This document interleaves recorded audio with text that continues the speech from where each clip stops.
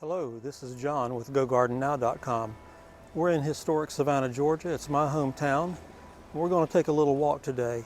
We're going to walk down Jones Street, which is arguably one of the prettiest streets in all of Savannah. We're starting at Bull. Bull Street is sort of the dividing line of the city.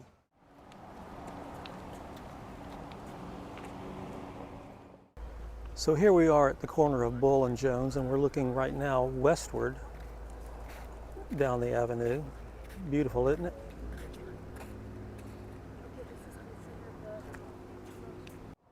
And here we are looking eastward down Jones. Isn't that a gorgeous view? Lined with live oaks, brick paving, just gorgeous. I love my hometown. This historic building is part of the Savannah College of Art and Design.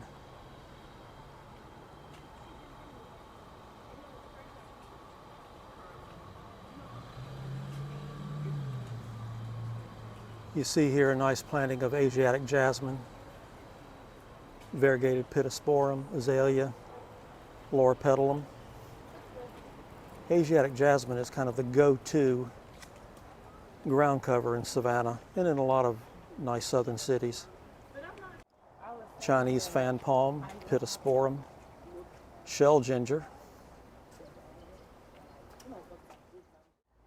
Savannah holds a lot of memories for me. In fact, when I walk down this part of the street, I get reminded of some things that maybe weren't so pleasant in the past. For example, that was my dentist office when I was a kid. Not such great memories there, but I'm thankful for it. It's not a dental office anymore. It's a residence. Or perhaps it is a apartment rental, short-term, long-term, I don't know. While I'm thinking about it, I'm reminded that I was talking to a friend of mine recently who is also a native Savannian, and he was saying that fewer than 20% of the population of Savannah, at least in the historic district, includes permanent residents. The rest of them are short-term rental, Airbnb, SCAD students, that sort of thing. So there's a lot of beauty here, but most of the residents are short-term.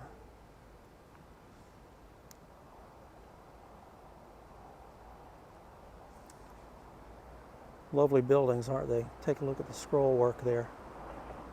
The mill work on those steps and porches. Lovely. Looking at my feet here. Here's a boxwood garden. Very nice. Begonias. Crepe myrtle.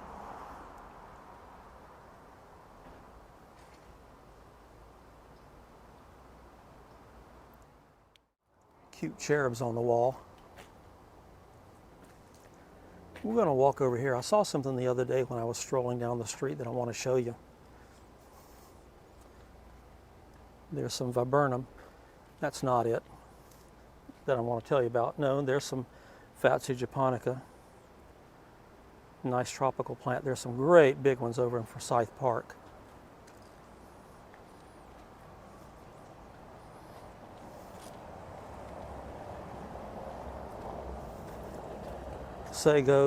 Sago palms. They're not actually palms, they're cycads. People call them palms because they look sort of like that. Now look at my feet here. See this little hedge? That is podocarpus. Now podocarpus can grow into be a pretty good sized evergreen tree, but this has been used to very good effect in this garden. And here's some more over here I want to show you. Take a look at that. All podocarpus. Nice, very nice.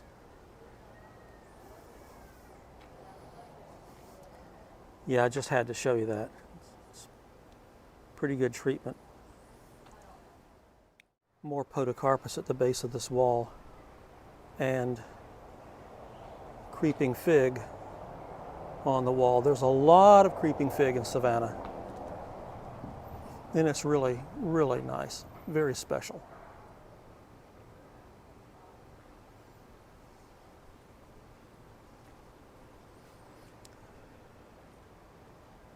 Here's some more variegated ginger in this planter. Nice. Take a look at the copper downspout. A lot of those too. Nice treatment on these townhouses here. You can see why I love Savannah so much. And by the way, it's difficult to get lost in Savannah. It was laid out by General James Edward Oglethorpe, 1733, on a grid system with squares that were established as common green spaces, but they weren't just for green spaces and for enjoying the afternoon, but for neighborhood meetings, for pasturing cattle or horses even, and for mustering militia if needed. And the militia was made up of private citizens who lived around the neighborhood, and they had their guns, and if there was some sense of danger, out they came in good order. They weren't organized other than by the neighborhood. So anyway, that was one of the reasons why these squares were established. There was a lot of danger nearby. The Spanish were south of the city and were a great concern. So General Oglethorpe established a lot of barrier towns down the coast, southward down the coast, to help to protect Savannah from the Spanish.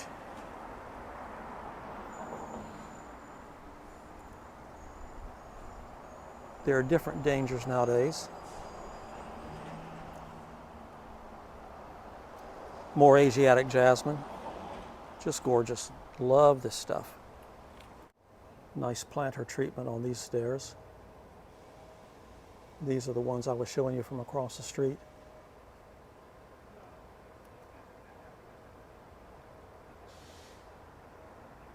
Now we're coming up on Drayton Street, which is a one-way street that heads north toward the river. And it ends on Bay Street. I am going to cross the street because I see some construction up here, and we don't want to mess up our video with that. See in the distance there the twin spires of the Basilica of St. John the Baptist Cathedral. Beautiful space inside and out. I've been to a number of concerts there and other events. Sang there one time with some choirs. Very, very pleasant experience. Savannah is a very lively place with a lot of young population here because of the presence of the Savannah College of Art and Design. So you have a lot of artistic emphasis here, and there's a good bit of money in town too. I love peeking in some of these gardens. Beware of dog.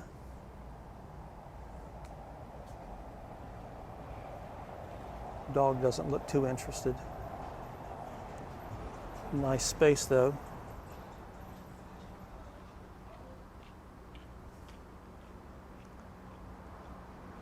Camellia, japonicas. Nope, I'm wrong. That's ligustrum.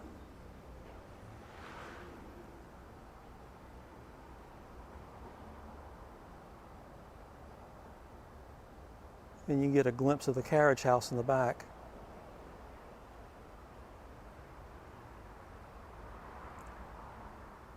Which were made, of course, for carriages and horses and that sort of thing. Here's some asparagus fern. It looks fern-like, but it's not a fern. It's actually a species in the asparagus family. It looks pretty rough. Somebody needs to take care of this bed, clean it out some. It could be quite nice if it was given some tender, loving care.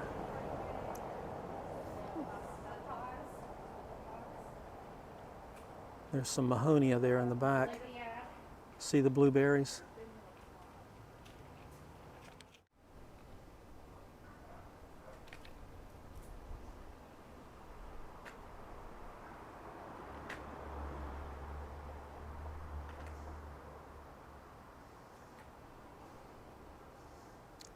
Isn't this a beautiful street? Love the architecture.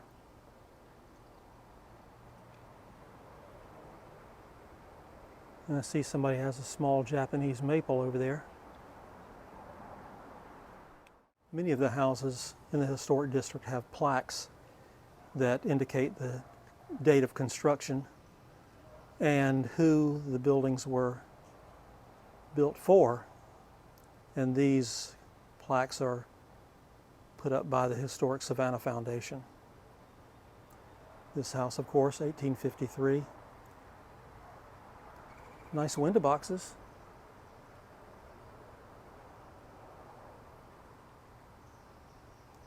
Hope somebody doesn't come out and yell at me for taking pictures of their windows. Here's something to show you. You'll find stones like this in many places in Savannah. These are at the ends of walks next to the street, and they were put there for people to step upon in order to get into their carriages. There's still a lot of them left, and always interest me.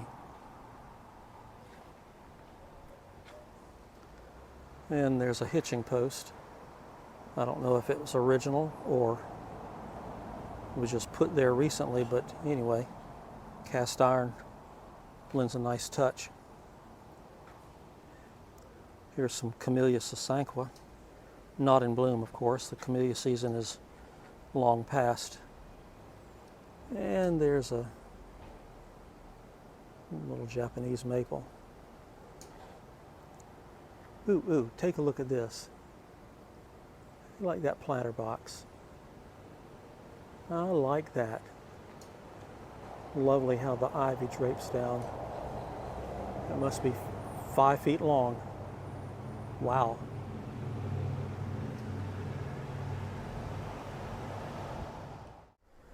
Here's some Liriope muscari planted in a very small space. I don't know which variety this is. It looks like it could be evergreen giant. All Liriope is evergreen, but this one is a larger, longer leaf form, thus the name evergreen giant.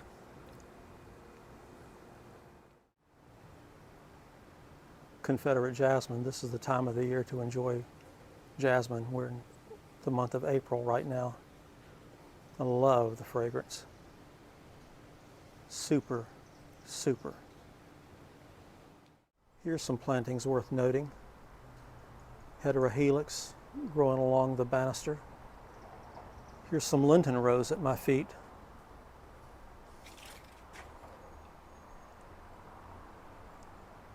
Lenten rose. Well, this is the right season for it. This is Holy Week, and Easter is this Sunday.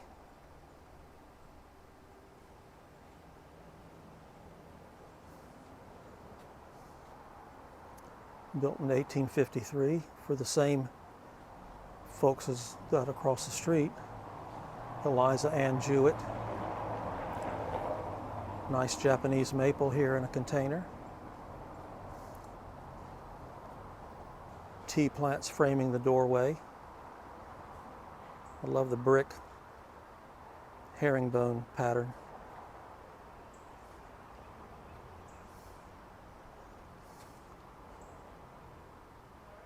There's some begonia down there, impatiens. Camellia sasanqua, Japanese maple.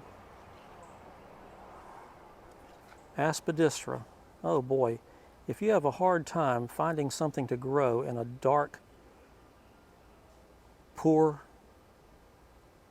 area, poor I mean by poor soil, then aspidistra is what you want.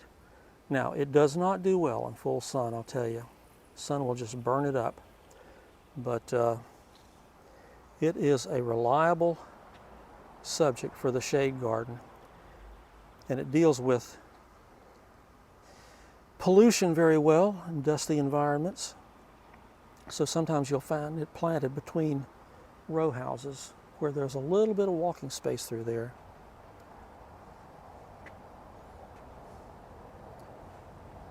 Boxwood edging. Hadn't grown together yet, but it will and ought to be pretty nice.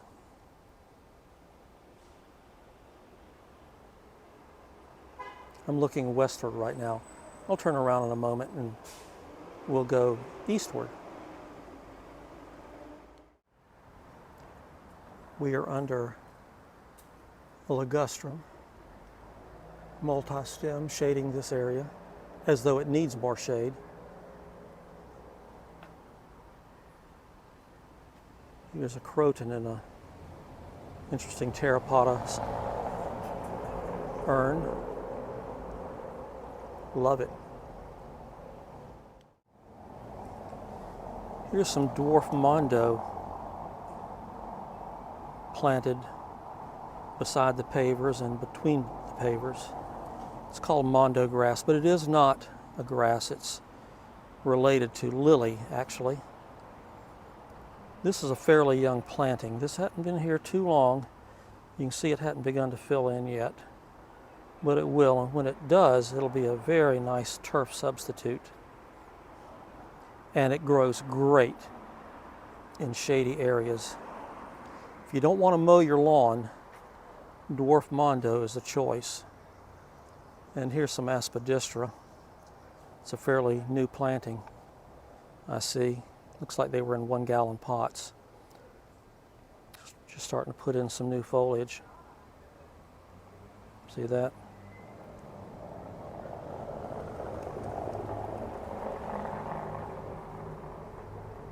I'm still looking eastward. This is a Pindo palm. Pindo. They grow a lot in the southeast. And it actually puts on edible fruit. Sometimes you get some variegation in aspidistra foliage, and I like it a lot. Adds a little brightness to the scene. Here's that Pindo palm again. There was a fellow that dropped into my shop, many years ago, who was a Pindo palm expert, and he did know quite a lot. And I tell you, this guy was a nut about Pindo palms and the fruit. He selected palms for their largest fruit, the tastiest fruit. He had recipes for Pindo of every imaginable kind, perhaps even dried. I don't remember that, but he had all kinds of jams and jellies in his recipe box. I'll look across the street there.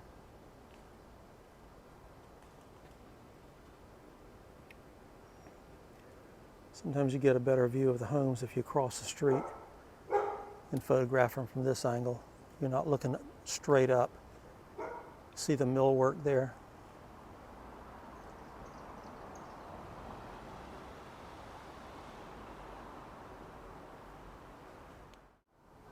This planter has a gardenia in it and some carex, C-A-R-E-X, carex, planted at the corners.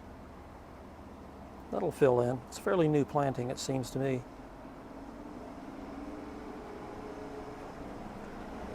Check out this downspout. It is a fanciful dolphin, and you'll find a lot of these around town. Nice urn. Camellia sasanqua planted in it.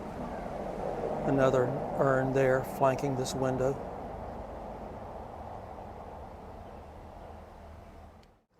Take a look at this. It's a little guava shrub. They can grow pretty large, but they have lovely blossoms, unique for sure, and they produce edible fruit. I have a friend who just goes absolutely nuts about guava. Anytime she can get some, she's extremely thankful.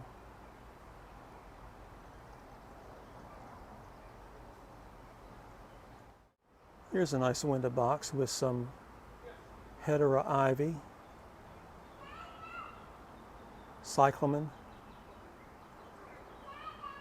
sansevieria, xanthodecia, and rosemary. Nice. Another view of that and its partner over here. By the way, the pink is kalanchoe. Spelled K-A-L-A-N-C-H-O-E. K-A-L-A-N-C-H-O-E, kalanchoe. And this building was constructed in 1852 for Eliza Ann Jewett. Enterprising lady. I often have people ask me, what will grow in the shade? There's no better way to find out than just walk down the streets of Savannah and look in some of these lower level doorways. You'll see what will grow in the shade. There's some Boston fern. There's some waxleaf begonia down there. They're not planted yet. And some variegated shell ginger. There's your answer.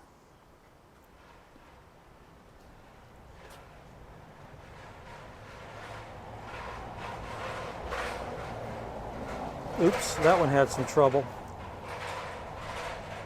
Just a few months ago, we had some very, very cold weather that just ruined a lot of plants.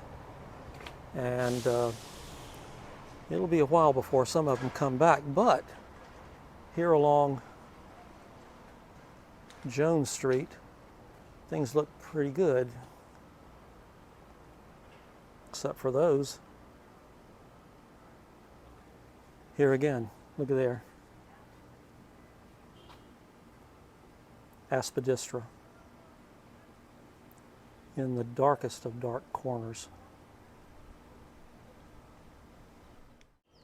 Here we are at Abercorn Street. Across the street is Clary's Cafe. You might have read about Clary's Cafe. I think it was mentioned in the book Garden of Good and Evil, which featured Savannah. There's an apartment building behind Clary's, the next street or two up, that probably should have never been built. It is so totally out of character of the rest of historic Savannah. I don't know how that happened. I'd have to look up and find out, research it a little bit. But I suppose if you have enough money or you're the government, you can do just about whatever you want. Now, before we end this stretch of our walk, I'm going to cross Abercorn going eastward, and then I'm going to cross Jones again, headed northward. Watch and see if cars are coming. Traffic is supposed to stop for pedestrians, and generally out-of-town visitors are pretty good at it, but sometimes local residents, not so much.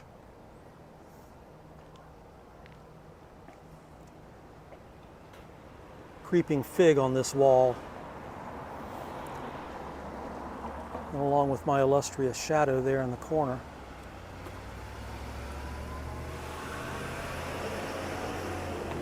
Nice side entrance. And again, if you look in there, you see some more Asiatic jasmine and aspidistra. I don't know if you can get a good look at it from here.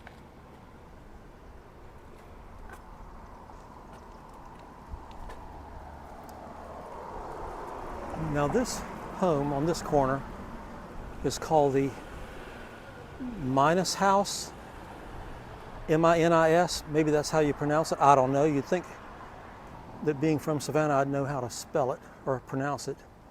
But anyway, it was built in 1860. Lovely, magnificent home. My brother used to do some landscape work for this family. David Marshall Fine Gardening. He's not in the business any longer. But this is just a magnificent structure. Loving it.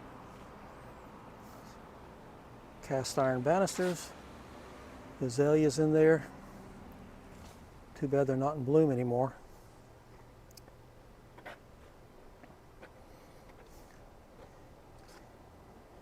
Here in the back you see some holly fern, Sertomium falcatum. Nice, sturdy, durable fern. Glossy foliage, evergreen. Great plant for southern gardens. Over here some Camellia japonica, of course, not in bloom. And back there, some ubiquitous Asiatic jasmine, aspidistra, and creeping fig, Ficus pumila, on the wall.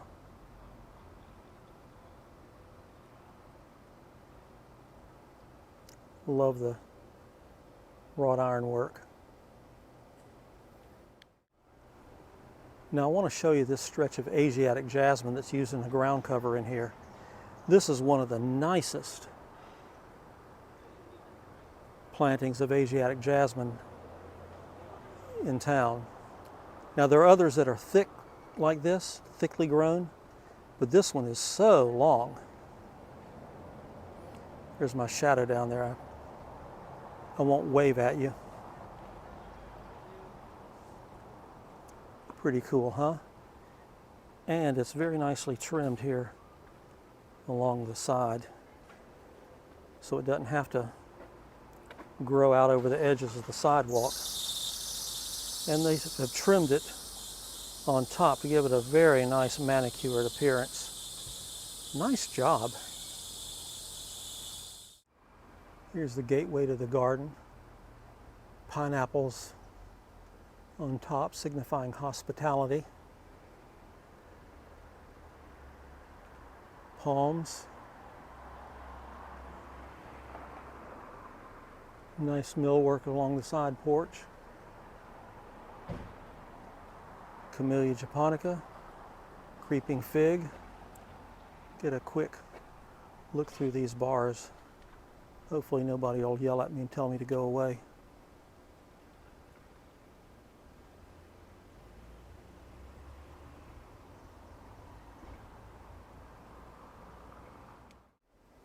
I think this is enough for today. Again, this is John with GoGardenNow.com. Be sure and give us a thumbs up. Subscribe to our channel. I'll be adding more videos with subject matter that really just suits me at the time.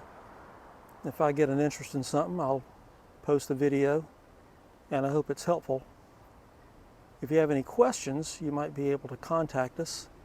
Well, you will be able to contact us at GoGardenNow.com. I'll be glad to answer any questions you might have about plants or landscaping, or maybe even about Savannah history. So, thanks for watching. Have a great day. Let's go garden now.